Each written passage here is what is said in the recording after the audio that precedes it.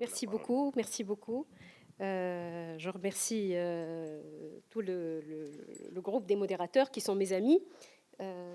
Quelques-uns sont des amis de longue date et on a traité de l'hémorragie de la délivrance dans différents pays, en Mauritanie essentiellement. Et d'autres sont mes maîtres, Dr Chokri Hamouda. Bon, ça ne nous rajeunit pas, mais on est toujours content de travailler avec la Société tunisienne de gynécologie obstétrique. Et je vais parler aujourd'hui de l'hémorragie du postpartum en précisant et en présentant l'arbre décisionnel et la prévention conformément aux recommandations de l'INEAS. Ici, oui. Bon.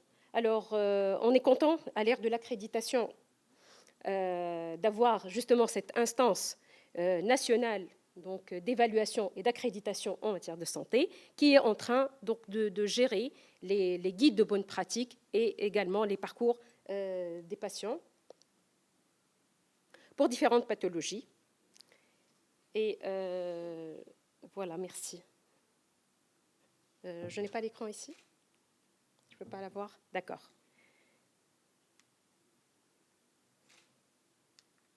Très bien. Donc, l'hémorragie du postpartum demeure et est la première cause mondiale de mortalité maternelle. Il s'agit d'un problème vraiment de santé publique. Pourquoi? Parce que ça affecte toutes les mamans dans le monde, et puis c'est une pathologie qui est meurtrière.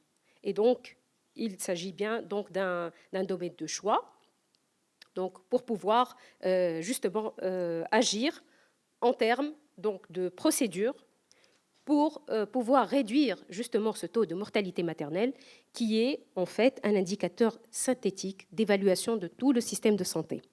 Comme on va le voir, c'est une prise en charge qui est multidisciplinaire, qui va mettre en œuvre donc, plusieurs intervenants pour pouvoir donc, assurer le meilleur résultat pour nos mamans.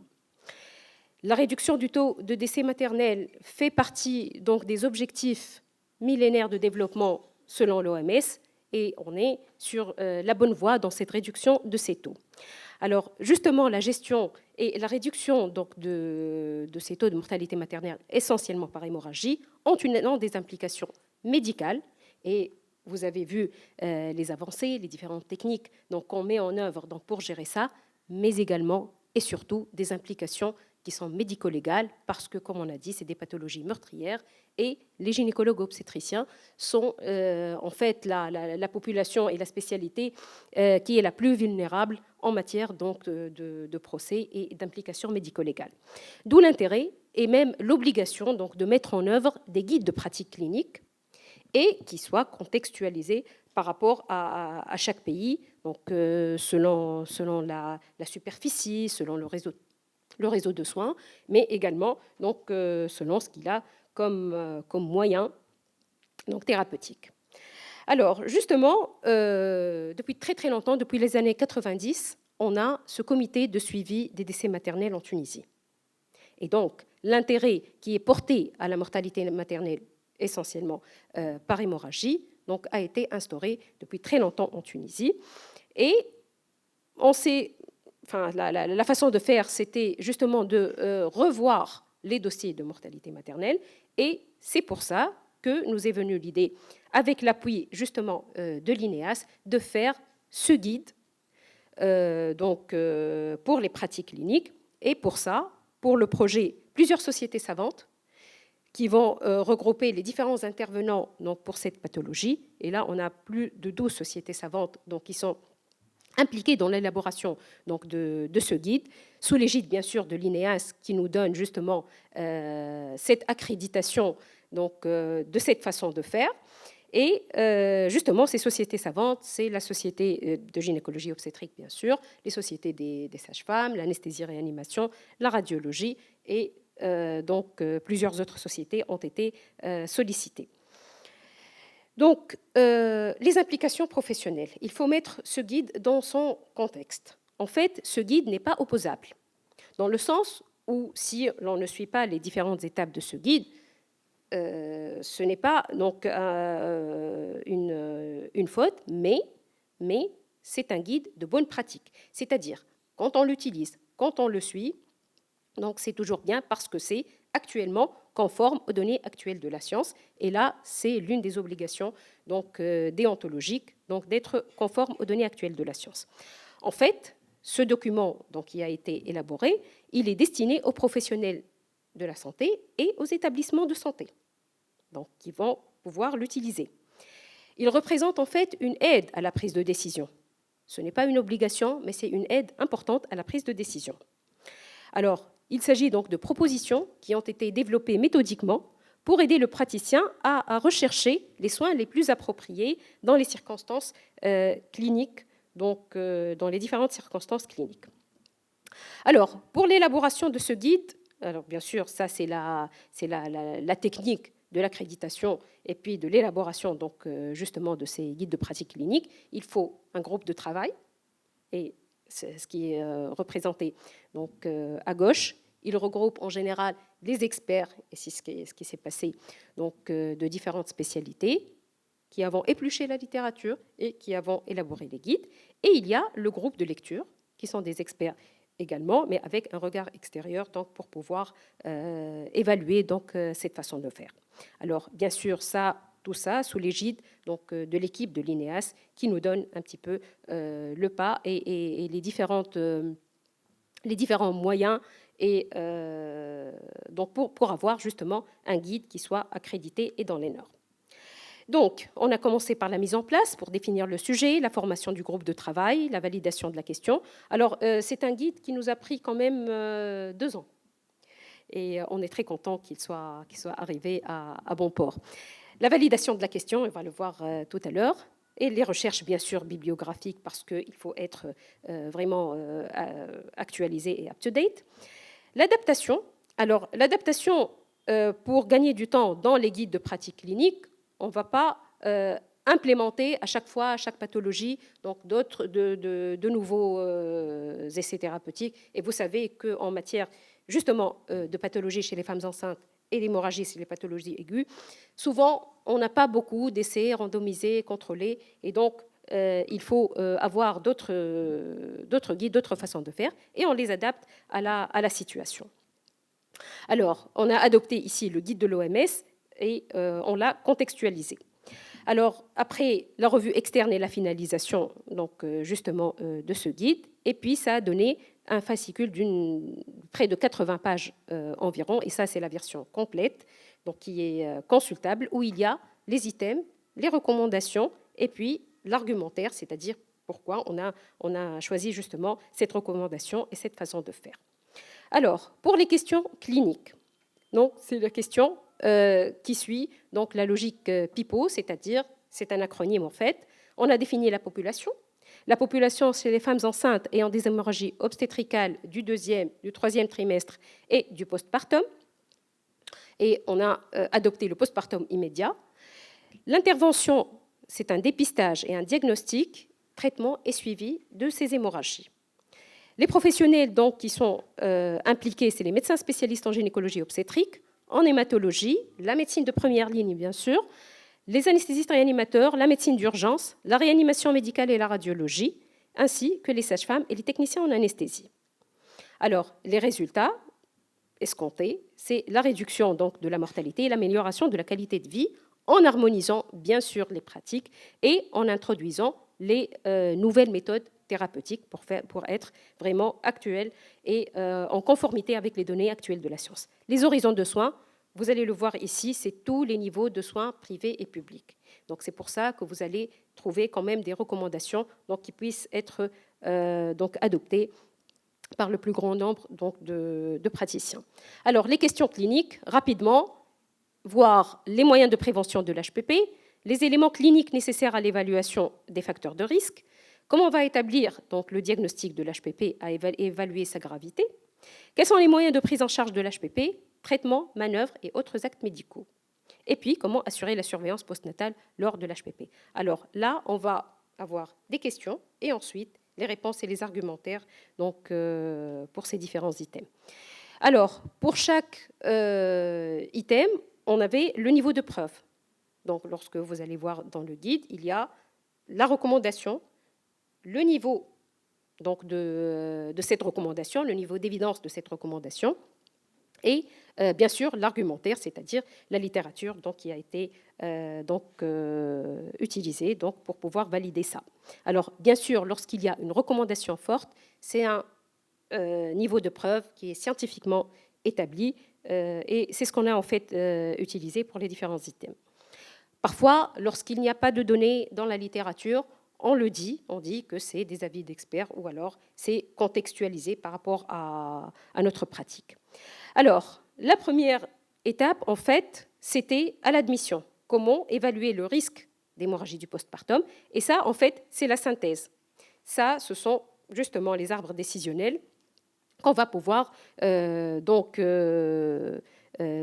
dispatcher et puis utiliser. Alors, lorsqu'il y a un risque faible d'hémorragie du postpartum, c'est-à-dire qu'il n'y a pas de facteurs de risque qui sont identifiés, on va accoucher les femmes là où elles vont atterrir. Sinon, lorsqu'il y a un risque moyen d'hémorragie du postpartum, essentiellement un utérus cicatriciel, des antécédents d'hémorragie, des grossesses multiples, bref, les facteurs donc, connus donc, pour la survenue d'une hémorragie du postpartum.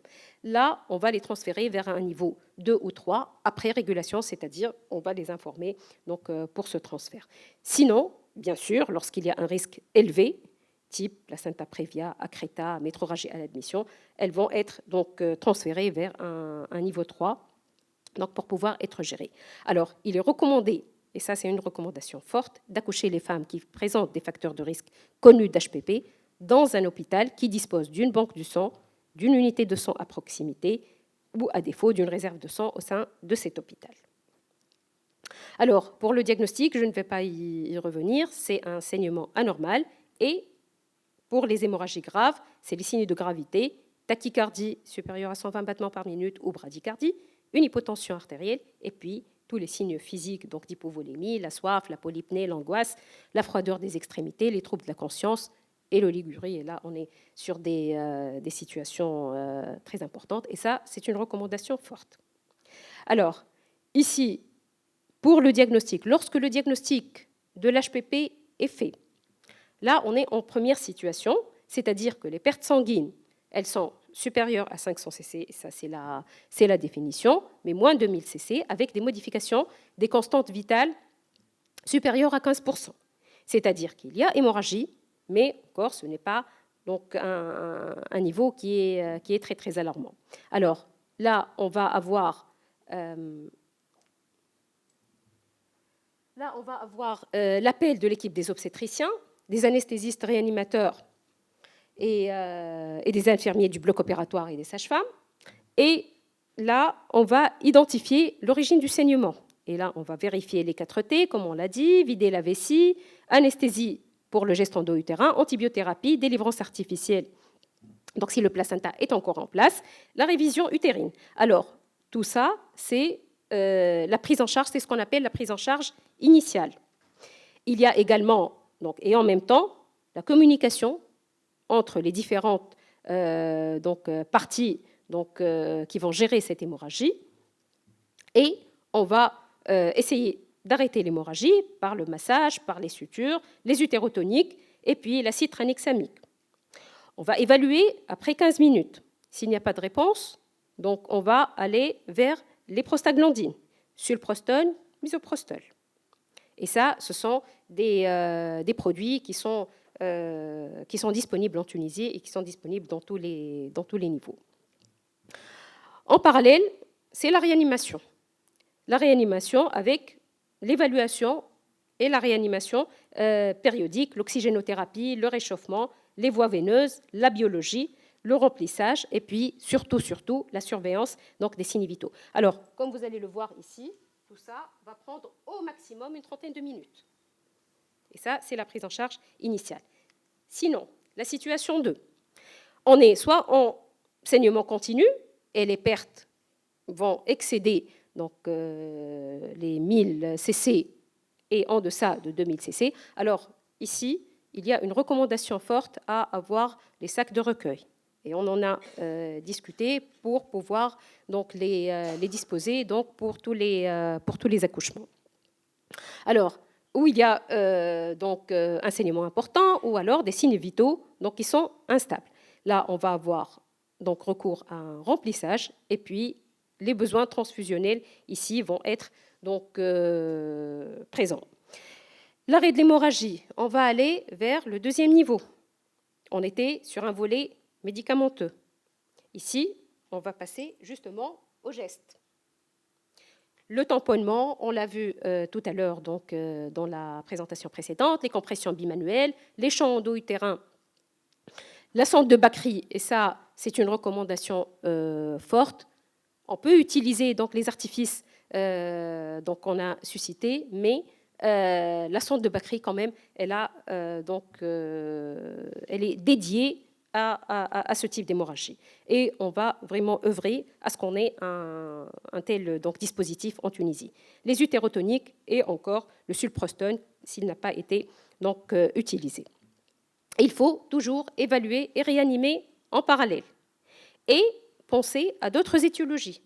D'autres étiologies donc, de type lésionnel, rupture utérine, lésion des pédicules utérins, qu'il faut donc gérer. Alors, bien sûr, le premier geste, lorsqu'on fait le diagnostic, bien sûr, de l'hémorragie du postpartum, c'est justement de faire ce listing donc, traumatique et des étiologies. Et si on ne retient que l'inertie, on va donc aller dans ce sens. Alors, pour la troisième situation, on va aller lorsque le saignement ne se tarit pas ou lorsque l'état donc, hémodynamique demeure instable et les besoins transfusionnels donc, vont encore augmenter. Alors, l'arrêt d'hémorragie, là, ça va être la chirurgie, comme ça a été décrit tout à l'heure, donc pour aller de phase en phase. Bon, on espère ne pas arriver, mais on arrive malheureusement aux hystérectomies d'hémostase, donc qui sont le niveau ultime donc, de nos interventions chirurgicales. L'évaluation et la réanimation, elles sont toujours de mise. Alors ici, bien sûr, nos amis réanimateurs, donc, ils ont géré justement ce volet des mesures de réanimation, bien sûr, les voies aériennes, la respiration, la circulation, et nos amis de médecine d'urgence connaissent très très bien donc, ces différents items, et puis le monitorage et les explorations. Alors, enfin, il faut, avec ces arbres décisionnels, il faut essentiellement une fiche de surveillance. Vous avez vu que le passage d'une situation à l'autre, c'est un passage dynamique. Et donc, on ne va donc se situer que lorsque on a validé et rempli surtout une feuille de surveillance, donc qui est donc où le temps donc il est noté, et puis on va avoir essentiellement les signes vitaux, donc qui vont être le saignement, le globe également, donc qui vont être consignés. Sinon, on a ce score qu'on a utilisé et qui est très très important. Donc ce score, en fait, qui va détailler les signes vitaux, c'est le score donc MEOS, Modified Early Warning Score. Et ça, c'est un score donc, qui doit être affiché dans toutes les maternités, parce que c'est lui qui va donner un petit peu le niveau d'alerte sur la base justement des constantes hémodynamiques essentiellement et des signes de gravité, qu'ils soient neurologiques ou alors une oligurie ou une hypothermie. Alors voici ce score, justement. Les différents paramètres, c'est la fréquence respiratoire, la saturation en oxygène, la température, la tension artérielle, qu'elle soit systolique et diastolique, la fréquence cardiaque et l'état neurologique. Alors, si les valeurs sont normales, on est dans la colonne verte. Si on est donc dans la case, enfin la colonne jaune, c'est une alerte. Sinon, c'est une alerte rouge. Et donc, c'est assez préoccupant. Donc, si on a une alerte jaune, il faut refaire l'observation, c'est-à-dire voir ces différents items dans 30 minutes. Bien sûr, quand on dit 30 minutes, c'est ne pas laisser la patiente et aller revenir dans 30 minutes. Non, c'est une surveillance qui est active. Sinon, si on a 2 alertes jaunes, ou une alerte rouge, donc il faut alerter l'obstétricien ou alors donc aller vers un transfert, vers une structure donc, qui est de niveau supérieur. Si on a 2 alertes jaunes ou 2 alertes rouges, là, c'est un cas donc, qui est d'emblée très très grave et donc il faut agir donc, en conséquence. Ça, c'est un score qui est important donc, dans la gestion, dans n'importe quel site où il y a un accouchement, où c'est susceptible donc, où une hémorragie est susceptible donc, de survenir. Donc, après, donc, pour la prise en charge donc, à la sortie, là, bien sûr, on aura terminé avec ce qui est donc, gestion. Ensuite, il y a soit un passage en réanimation, donc, ou alors donc, une happy end avec une prise en charge donc, à la sortie, qui suggère surtout de fournir. Alors ici, il faut que la patiente, on a passé le cap aigu, il faut que la patiente soit informée quand même de ce qui s'est passé au cours de ces gestes, surtout lorsqu'elle a été sous anesthésie générale. Donc, il faut fournir à la patiente son résumé de sortie, son compte-rendu opératoire, et ça c'est très très important pour pouvoir donc consigner les gestes qui ont été faits, remplir le carnet de santé, planifier surtout un suivi psychologique, surtout lorsqu'il y a eu peut-être une issue fatale donc, pour le bébé, ou alors s'il y a eu quand même un traitement mutilant type hystérectomie. Donc, et puis, il faut vraiment donc la viser, donc s'il y a une persistance d'un saignement anormal, s'il a des signes infectieux, s'il a une dépression du postpartum, s'il a des signes d'anémie, ou alors des accidents thromboemboliques. Ça, il faut aviser les patientes pour qu'elles puissent après consulter tôt et gérer les complications. Prévoir les consultations du 10e jour, expliquer à la patiente le risque de récidive, donc parce que c'est un antécédent de taille et qui risque donc de récidiver. Et donc, il faut programmer donc les grossesses ultérieures donc, dans ce sens. Alors, les attitudes qui étaient encouragées dans ce guide. Alors, mis à part le volet technique, purement technique de la gestion, on a encouragé la communication interprofessionnelle parce que c'est une prise en charge multidisciplinaire. L'annonce et la communication avec la famille. Et là, on le vit tous les jours. Tu as la famille qui est aux portes du bloc, donc il faut annoncer des choses et savoir communiquer avec la famille. La formation des professionnels de santé dans la gestion, mais également dans l'annonce et dans la communication. Et il faut vraiment encourager donc, tout ce qui est geste avec la simulation. Et là, je remercie donc, le service, le centre de simulation de Monastir donc, qui nous a prêté cette photo. Ils ont donc, le mannequin haute fidélité et on a fait donc, une simulation donc, de ces hémorragies, la gestion de ces hémorragies de la délivrance. Alors, pour la prévention, parce que dans ce guide, on s'est donc intéressé au traitement, à la gestion et aussi à la prévention. Donc, pour la prévention, en prépartum, on a insisté sur la numération sanguine chez toutes les femmes enceintes, au moins une fois pour le dépistage précoce de l'anémie et surtout de la thrombopénie au cours de la grossesse. Toute femme enceinte anémique doit bénéficier d'un traitement curatif de cette anémie. Toute anémie profonde, où l'hémoglobine donc elle est jugée inférieure à 7 grammes selon les données de l'OMS, doit être explorée. Le traitement parentéral en fer doit être envisagé, et ça c'est une pratique qu'on encourage vraiment donc, parce qu'elle nous permet donc, de gagner beaucoup en termes d'accouchement chez les femmes anémiques. Donc le traitement martial parentéral donc, permet de résoudre pas mal de problèmes.